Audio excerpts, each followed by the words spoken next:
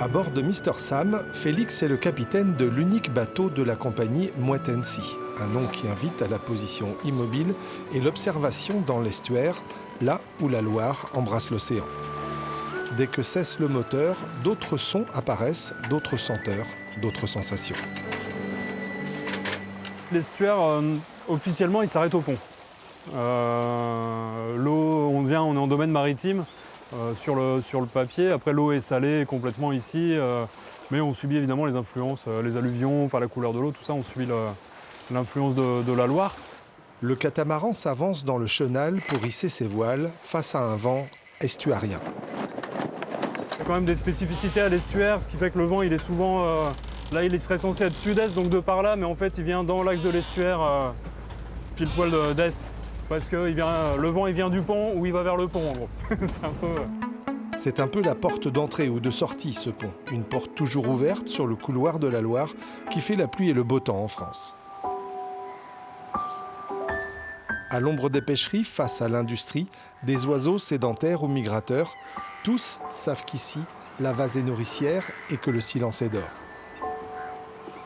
Rive droite, un voilier rejoint l'estuaire, porté par le courant et la marée, avant que ceux-ci ne recouvrent cette vase miroir, véritable garde-manger pour oiseaux et poissons.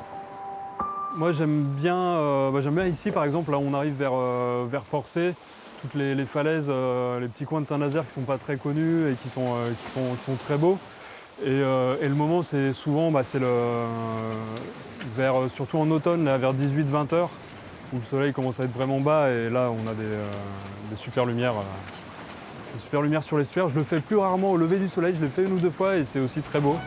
Beau comme ce lever de soleil enfoui dans une brume de chaleur transpercée par les piles du pont. Un moment suspendu où l'estuaire, devenu champ de coton, laisse deviner petit à petit ses rivages. Un paquebot dévoile ses attributs, tandis que les petits voisins d'en face s'en vont à la pêche du dimanche. Félix et son fidèle Mr Sam ne manqueront pas ce rendez-vous. À bord, ils feront découvrir leur estuaire au gré des vents et des courants. Un estuaire où des gens très pressés s'amusent en vitesse, tandis que sur le rivage, on croirait entendre la bande-son des vacances de Monsieur Hulot.